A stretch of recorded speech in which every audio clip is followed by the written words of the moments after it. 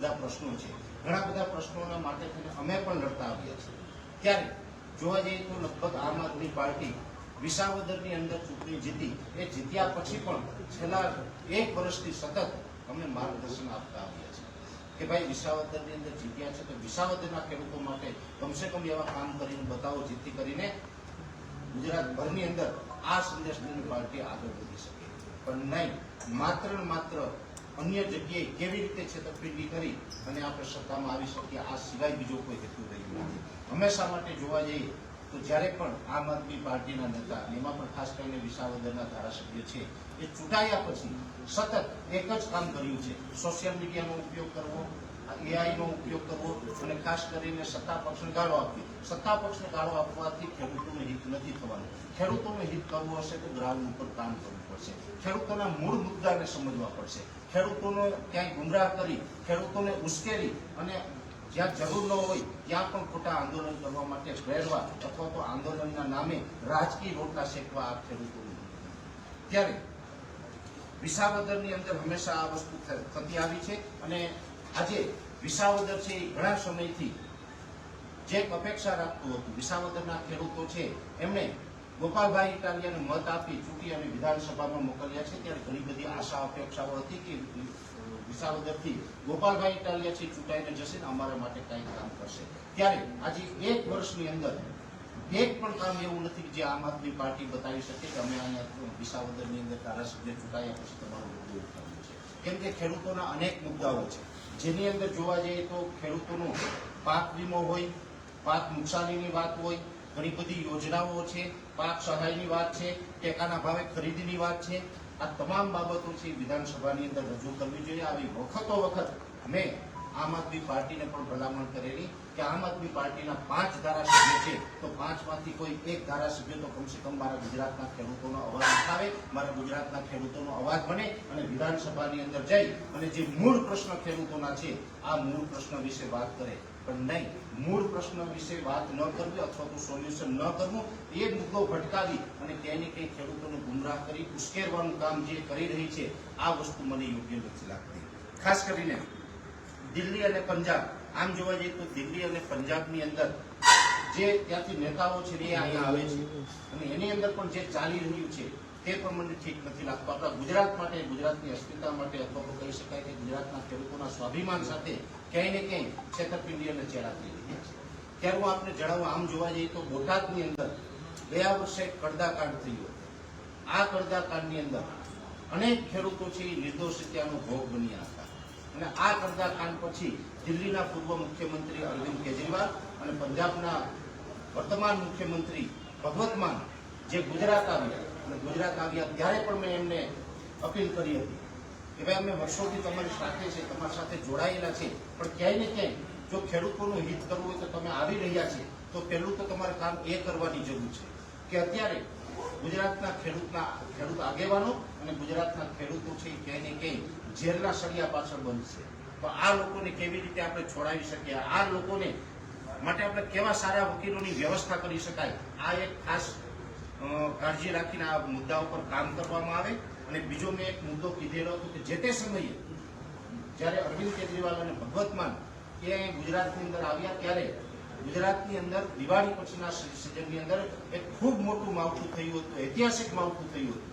જો કે એ માવઠાની અંદર ગુજરાતના ખેડૂતોને ઘણું બધું નુકસાન થયું હતું। એ જે કુદરતી આકાશમાંથી જે આફત વરસી હતી એ આફતને કારણે અનેક પ્રકારનું જે નુકસાન થયું, આમ જોવા જઈએ તો હું હવામાન નિષ્ણાત તરીકે ઘણી બધી માહિતી વેધર વિશેની આપતો હોય છે, વરસાદ ક્યારે આવશે, માવઠું ક્યારે આવશે વગેરે, જેની અંદર ખાસ કરીને જ્યારે વરસાદ પડવાનો હતો એ પૂર્વે જે વરસાદી સિસ્ટમ આવતી હતી ત્યારે મેં મીડિયાના મારફતે જાણ કરી હતી કે આ માવઠું થવાનું છે અને આ માવઠાને કારણે ગુજરાતના ખેડૂતોને 10 થી 12 હજાર કરોડ રૂપિયાનું નુકસાન થશે।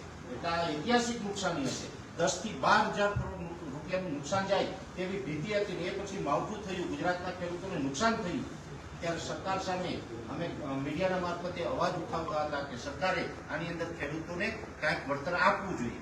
પાછળથી જે પણ આ 10 થી 12 હજાર કરોડ રૂપિયાની જે નુકસાનીની વાત હતી એની અંદર સરકારે પણ 10,000 કરોડ રૂપિયાની ફાળવણી કરી। પણ મેં જે તે સમયે પંજાબના મુખ્યમંત્રી પાસે એક વિનંતી કરેલી કે તમે પંજાબથી ગુજરાત આવી રહ્યા છો, ગુજરાતની અંદર તમે ખેડૂતોની વાત કરવા આવી રહ્યા છો, તમે ખેડૂતોનો મુદ્દો લઈને આવી રહ્યા છો, તો જો તમે વાસ્તવમાં ખેડૂતોનો મુદ્દો લઈને આવી રહ્યા હોય તો તમારે પંજાબની તિજોરીમાંથી પણ ગુજરાતના ખેડૂતોને કાંઈક મદદ કરવી જોઈએ. ઘણી વખત આપણે ભૂતકાળમાં પણ એવું બનેલું છે કે કોઈ આપાતકાલીન સ્થિતિ ઊભી થાય, કુદરતી આફત આવે, જેની અંદર અતિવૃષ્ટિ હોય, હોનારત હોય, વાવાઝોડું હોય, ધરતીકંપ હોય, આવી જ્યારે પરિસ્થિતિનું કુદરતી નિર્માણ થતું હોય છે ત્યારે ભૂતકાળની અંદર ઘણી બધી સરકારોએ એક રાજ્યની સરકારે બીજા રાજ્યોની સરકારોને મદદ કરેલી છે. એટલે પંજાબની સરકાર છે એ પણ ત્યાં આમ આદમી પાર્ટી સત્તામાં છે, તો મેં કીધું હું ભાજપને તો કહું પણ સાથે સાથે તમને પણ કહું કે તમે જ્યાં સત્તામાં છે ત્યાંની રકમમાંથી પણ તમે ગુજરાતને મદદ કરો ને ગુજરાતના ખેડૂતોને કાંઈક પણ 1500, 2000 કરોડ, 3000 કરોડ જે પણ બની શકે તે તમે આપી ગુજરાતના ખેડૂતોને મદદરૂપ થાવ. ત્યારે પંજાબના મુખ્યમંત્રી અને દિલ્હીના પૂર્વ મુખ્યમંત્રી અરવિંદ કેજરીવાલે ગુજરાતની અંદર આવીને માત્ર ને માત્ર 2027ની ચૂંટણીની વાત કરી. ખેડૂતોને અમે કયા રીતે મદદ થઈ શકીએ એ બાબતની કોઈ વાત ન કરી. ખાસ કરીને ત્યારે ગુજરાતના ખેડૂતોને જરૂર હતી, એમને મદદ જોઈએ છે. ગુજરાતના ખેડૂતો છે ત્યારે કુદરતી આફતથી હેરાન પરેશાન હતા, નુકસાનીમાં હતા, ત્યારે એની પાસે પંજાબના મુખ્યમંત્રી પાસે ગુજરાતના ખેડૂતો માટે એક રાતી પાય નહોતી, એટલે કે 5 પૈસા પણ ન હતા. અને આજે જોવા જઈએ તો સુરતની અંદર હમણાં તાજેતરની અંદર હવાલા કાંડ પકડાયું છે, એ હવાલાના કરોડો રૂપિયા છે સુરતની અંદર પકડાયા. પરેશભાઈ, મુખ્ય વાત તમારી જે હોય, જે છેતરપિંડી થઈ હોય એ રજૂ કરવાની આવી. બિલકુલ બિલકુલ બધી વાત આ અમે કેટલીક વખત તમે જે મુખ્ય વાત કોઈ તમે રજૂ કરો, તમે આ ખેડૂતોમાંથી તમે હવાલા સુધી બોલો. નહીં, 5 મિનિટની અંદર બધા જ મુદ્દા આવી જશે, પણ તમારી પાસે 10 કાગળ, એક કાગળ પૂરો કરતા તમે 10 મિનિટ થઈ. કાગળ તો કરાયું છે, હું તમને આ તો જે મુખ્ય વાત હોય એ કરો ને પ્રભુ.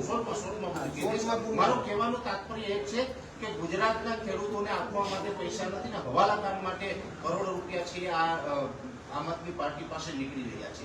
સાથે જ્યારે પણ વિસાવદરની ચૂંટણી હતી ત્યારે અરવિંદ કેજરીવાલ અને ભગવત માન છે વિસાવદરના પ્રચાર્ય હતા, ત્યારે હું પોતે શાસન ગયો અને શાસનની અંદર અરવિંદ કેજરીવાલને મળ્યો. અરવિંદ કેજરીવાલને મળ્યા એટલે ઘણા બધા ખેડૂતોના મુદ્દા હતા તેની વાત કરી, તો માત્ર અરવિંદ કેજરીવાલ તરફથી એવું કહેવામાં આવ્યું કે આપણે વિસાવદર છે, વિસાવદર અને જે ભેસાણ વિસ્તાર છે એ ખેડૂત મતદારનો વિસ્તાર છે.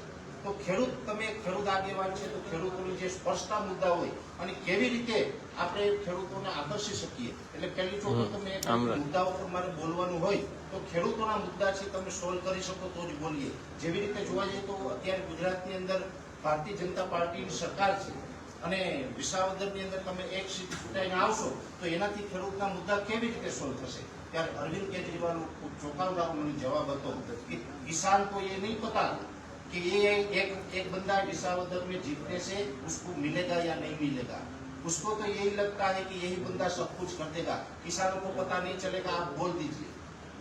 એ મેં જે સાંભળ્યું ને એ મારા માટે ખૂબ દુઃખદ હતું, ચોંકાવનારું હતું. એટલા માટે થઈને મેં પછી એ મુદ્દા છે એ મુદ્દાનો કોઈ ખોટા વચન છે એ કે આમ આદમી પાર્ટીના માધ્યમથી અથવા તો મારા માધ્યમથી કમસે કમ ખેડૂતોમાં ન જાય એટલા માટે થઈને પછી મેં એમની સાથે કોઈ વાત ન કરી. પણ એક વાત ચોક્કસ હતી, જે ખેડૂતો માટેની એની માનસિકતા છે એ ચોક્કસથી આપણે પબ્લિકની સામે લાવવી જોઈએ. ખાસ કરીને ખેડૂતોને અત્યારે ઘણી વખત ખબર છે કે જ્યારે વાવેતર કરવાનું હોય ત્યારે ખાતરની સપ્લાય છે એ પણ જે આપણી સરકારો કરતી હોય છે. જોકે ડીએપી હોય, એનપીકે હોય, યુરિયા હોય, જે પાયાના ખાતરો કહેવામાં આવે છે, આની અંદર મોટી સબસિડીઓ પણ વર્ષોથી સરકાર તરફથી આપવામાં આવે છે. જેવી રીતે જોવા જઈએ તો ખાતરની જ્યારે પણ સપ્લાય થતી હોય, ખાતરનું વિતરણ થતું હોય છે ત્યારે ખેડૂતો છે ખાતર લેવા માટે જતા હોય છે વિક્રેતાઓ આગળ, જેની અંદર ખાસ કરીને જોવા જઈએ તો એક માહોલ છે બગાડવાનો પ્રયત્ન કરવામાં આવે છે. થોડા દિવસ પહેલા હમણાં કે વિશ્વ લેવલે જે યુદ્ધની વાત હતી, યુદ્ધની અંદર પેટ્રોલની અછત થશે આવી અફવાઓ ફેલાવીને પેટ્રોલ પંપોમાં અફવાઓને કારણે લાઈનો લાગી ગઈ હતી, પણ પાછળથી કોઈ અછત ન જોવા મળી. એવી રીતે જ્યારે પણ ખેડૂતોને ખાતર આપવાનું હોય છે એ સમયે જાણી જોઈને એના કાર્યકર્તાઓને ખાતરોની લાઈનમાં લગાવવામાં આવે છે. ક્યાંય ને ક્યાંય ખાતરની અછત હોય, ખાતર ન મળતું હોય, આવો માહોલ ઉભો કરીને ક્યાંય ખેડૂતને ગુમરાહ કરી અને ખેડૂતોને ગેરમાર્ગે દોરીને ખેડૂતોને ઉશ્કેરવામાં આવે છે. એટલે આવા જે કામો થઈ રહ્યા છે એ ખૂબ નિંદનીય છે. એ સાથે આમ આદમી પાર્ટીની અંદર વારંવાર અમે કહેતા આવ્યા છે કે અત્યારે જોવા જઈએ તો ખેડૂતોને 2-3 મુદ્દાઓની ખાસ જરૂર છે, જેની અંદર ખેડૂતોના દેવા માફી માટે પણ હું ઘણા સમયથી આંદોલન ચલાવી રહ્યો છું. ખેડૂતોના 2019ના પાક વીમા મુદ્દે પણ ઘણી વખત બોલી રહ્યો છું. પાક વીમાની પણ જરૂર છે અને એ સિવાય જે ટેકાના ભાવે, જો કે ટેકાના ભાવની વાત કરી ત્યારે જાણીને આશ્ચર્ય થશે કે જ્યારે આમ આદમી પાર્ટી છે વારંવાર અમે ખેડૂત નેતા છે, ખેડૂતો માટે કામ કરીએ છીએ આવી વાત કરે છે, પણ ટેકાના ભાવે ખરીદીની શું સિસ્ટમ છે, કેટલા ટકા છે સરકાર ખરીદે છે, કેટલું એને વળતર આપવામાં આવે છે, કયા ભાવ આપવામાં આવે છે, ગુજરાતની અંદર મગફળીનું ઉત્પાદન છે કેટલું થાય છે, કેટલું ટેકાના ભાવે જાય છે, એક ટકો પણ ખબર નથી. અને ત્યારે એ લોકો છે જ્યારે ખેડૂત નેતાઓની વાત કરે છે ત્યારે આપણે લાગે છે કે આનાથી ખેડૂતનું હિત ન થઈ શકે.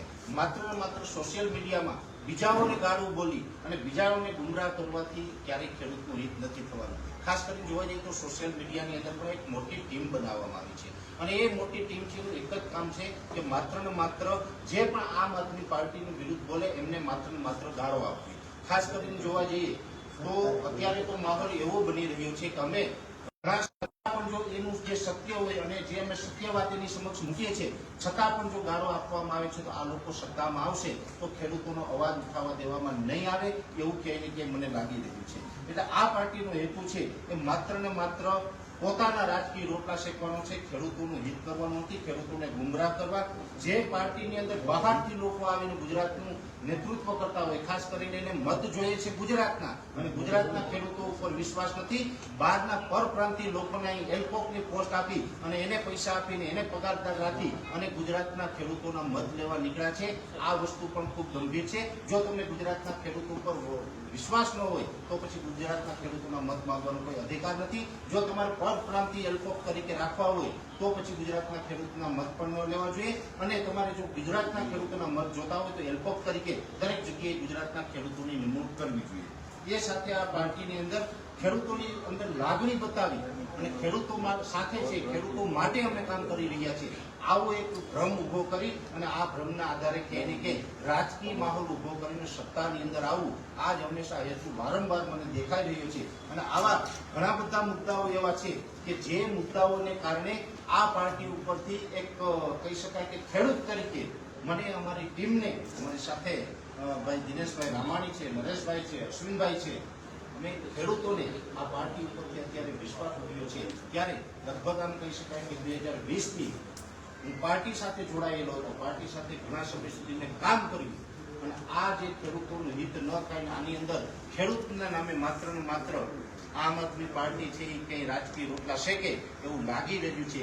જેથી કરીને આજથી આમ આદમી પાર્ટી સાથેના રાજકીય તમામ સંબંધો છે હું અહીં પૂર્ણ કરી રહ્યો છું. વ્યક્તિગત કદાચ મને કોઈ સાથે પ્રોબ્લેમ નથી, પણ જે રાજકીય વિચારધારા છે, જે રાજકીય રીતે આમ આદમી પાર્ટી કામ કરી રહી છે એ કામ છે એ ક્યાંય ને ક્યાંય ગુજરાતના ખેડૂતોનું હિત થાય એ નથી લાગી રહ્યું. જેથી કરીને આજે આમ આદમી પાર્ટી સાથેના હું રાજકીય તમામ સંબંધો છે એ પૂરા કરી રહ્યો છું. આવનારા સમયની અંદર ચોક્કસથી અમે તો ઘણા વર્ષોથી ખેડૂતો માટે લડી રહ્યા છીએ, ખેડૂતો માટે કામ કરી રહ્યા છીએ. આવનારા સમયની અંદર હવે અમે આજે આમ આદમી પાર્ટીના બોજમાંથી હું મુક્ત થયો છું આજે એટલે આવનારા સમયની અંદર ડબલ તાકાતથી ખેડૂતો માટે સતત કામ કરીશ, જેની અંદર ખેડૂતોને સમયસર હવામાનની માહિતી હોય, ઓર્ગેનિક ખેતીનું જે અમારું અભિયાન ચાલે છે એ હોય, અથવા તો ખેડૂતોને જે મૂંઝવતા બીજા અન્ય ઘણા બધા પ્રશ્નો છે, ખેડૂતોના પાક ધિરાણથી લઈ, પાક વીમાથી લઈ અને ખેડૂતોના પાક નુકસાન સુધીના જે મુદ્દાઓ છે આ મુદ્દાઓ પર અમે ચોક્કસથી કામ કરશું અને આ મુદ્દાઓ પર ખેડૂતોની સાથે રહી અને આગળ. સુરેશભાઈ, ખેડૂતો સરકારથી તો નારાજ જ છે, આ બધા પ્રશ્નો છે તમે કહો છો, તો આમ આદમી પાર્ટીની તો શું કોંગ્રેસ સાથે રહીને કામ કરશો? અત્યારે મારું એક જ સ્ટેન્ડ છે અને આ જે આજનું સ્ટેન્ડ છે આજીવન સ્ટેન્ડ રહેશે કે અત્યારે જે ખેડૂત છે જેનાથી નારાજ હોય ન હોય એ બે નંબરની વાત છે. તો પરેશ ગોસ્વામી આમ આદમી પાર્ટીની વાસ્તવિકતા જાણી છે અને એ પછી આમ આદમી પાર્ટી સાથે રાજકીય સંબંધ પૂરા કરી રહ્યા છે. આવનારા સમયમાં હું કોઈ જ પ્રકારની રાજકીય પાર્ટી સાથે જોડાવાનો નથી ચૂંટણી લડવાનો, નથી કોઈ રાજકીય. પરેશભાઈ, સ્થાનિક સ્વરાજ્યની ચૂંટણી છે તો આજે જ કેમ આ બધું યાદ આવ્યું? આટલા વર્ષોથી આ તો ચાલે છે. કલાકો પહેલા જ કેમ? નહીં, આ અમારું આજ નથી. આજે તમે જોતા હશો તો છેલ્લા 1 મહિનાથી મીડિયાની અંદર હું આમ આદમી પાર્ટીના જે પર્દાફાશ કરવાનું કામ કરી રહ્યો છું, વાસ્તવિકતા છે સામે લાવી રહ્યો છું. આજે કલાકોની ગણતરીમાં આ પ્રેસ કોન્ફરન્સ થઈ એવું નથી. તમે આ છેલ્લા 1 મહિનાની અંદર મારા સ્ટેટમેન્ટ જોશો મીડિયાની અંદર તો તમને ખ્યાલ આવી જશે. પરેશભાઈ, આમના બધા નેતા ભાજપમાં જાય છે તો તમારો એવો કઈ વિચાર નથી ને? છેલ્લે હમણાં રાઘવ ચડાઈ ગયા કાલ તો. દેશની અંદર લોકશાહીની અંદર દરેકને પોતપોતાનો નિર્ણય લેવાનો અધિકાર હોય છે. રાઘવ ચઢાણ હોય કે XYZ ગમે હોય, જે પણ પાર્ટીમાં ગયા હોય એની સાથે મારે કોઈ લેવા દેવા નથી. મારો વ્યક્તિગત નિર્ણય એ છે કે હું કોઈ રાજકીય પાર્ટી સાથે નહીં, પણ હવે આજીવન ગુજરાતના ખેડૂતો સાથે જોડાઈ ગયો છું. ખેડૂતો તો સરકારથી નારાજ છે ને, કારણ કે તમે જ કીધું કે આ બધા પ્રશ્નો છે. શું લાગે? એ પ્રશ્ન જે હશે, સરકાર કદાચ XYZ ગમે એ પાર્ટીને આવે, અમારે કોઈ પાર્ટીથી કે પક્ષથી મતલબ નથી. અમારો મુદ્દો છે કે અમારા જે પ્રશ્નો છે એ સોલ્વ થવા જોઈએ. એ કોણ કરે કોણ નથી કરતું અમારે એ જ જોવાનું છે. જે પ્રશ્નો સોલ્વ કરે છે એ અમારા માટે સારા છે, અને અમારે જે પ્રશ્નો સોલ્વ કરશે, જે સત્તામાં હશે એની પાસે અમે પ્રશ્નો સોલ્વ કરશે. તમે રજૂઆત કરી છે કે સરકારને આ બાબતે? અનેક વખત રજૂઆતો કરી છે, લેખિતમાં પણ આપેલું છે. અનેક વખત અમારે પ્રશ્નોનું સોલ્યુશન પણ થયેલું છે. જેવી રીતે જોવા જઈએ તો મેં હમણાં વાત કરી કે દિવાળી પછી ગત વર્ષની અંદર ગુજરાતના ખેડૂતોને 10 થી 12,000 કરોડ રૂપિયાનું આશરે નુકસાન થયું હતું. એની ઉગ્ર રજૂઆત કર્યા બાદ સરકારે 10,000 કરોડ જેવી રકમ ફાળવી અને ખેડૂતોને મદદરૂપ થઈ આવ્યા. અનેક પ્રશ્નો છે એનું સોલ્યુશન થયું છે. ભૂતકાળની અંદર જોવા જઈએ તો અમે એક જે સૂર્યોદય યોજના, એટલે કે જે ગુજરાતના ખેડૂતોને રાત્રે શિયાળા દરમિયાન ઠંડીમાં પાણી વાળવું પડે એ ન વાળવું પડે ને એને દિવસના પાવર મળે, આ બાબતની માંગણી હતી. તો એ પણ ઘણી જગ્યાએ ગુજરાતની અંદર આપણે મળતી છે. એક એવી વાત કહેવામાં છે કે આમ આદમી પાર્ટી ભાજપની બી ટીમ છે. હવે તમે શું કહેશો? સાચી વાત છે કે ખોટી? આમ આદમી પાર્ટી બી ટીમ નથી, પણ એક પ્રકારે કહી શકાય કે લોકોને ભ્રમિત કરી અને લોકોના મત મેળવી અને કેવી રીતે કેજરીવાલ છે એ ગુજરાતની અંદર સત્તા મેળવે, માત્ર ને માત્ર આ એક હેતુ અત્યારે. સરકાર તરફથી કોઈ બાંહેધરી મળી હોય કે કઈ બાબતની? તમારા જે ખેડૂત લક્ષી તો અમે મુદ્દાઓ છે અનેક વખત સરકારમાં રજૂ કરતા હોય, અનેક વખત સોલ્વ પણ થયા છે, અને હજુ પણ જે મુદ્દાઓ છે એ સમય અંતરે અમે સરકારમાં રજૂ કરતા રહીશું અને એ સોલ્વ થશે. અને આ પછી કોઈ પણ મુખ્યમંત્રી હશે, કોઈ પણ કૃષિ મંત્રી ભવિષ્યમાં બદલાઈ પણ શકે, તો એ કોઈ પણ પાર્ટી હોય, કોઈ પણ વ્યક્તિ હોય, જે પણ જે યોગ્ય સ્થાન હશે ત્યાં અમે મુદ્દા મૂકશું અને ખેડૂતોના મુદ્દા સોલ્વ કરવા મોકલે.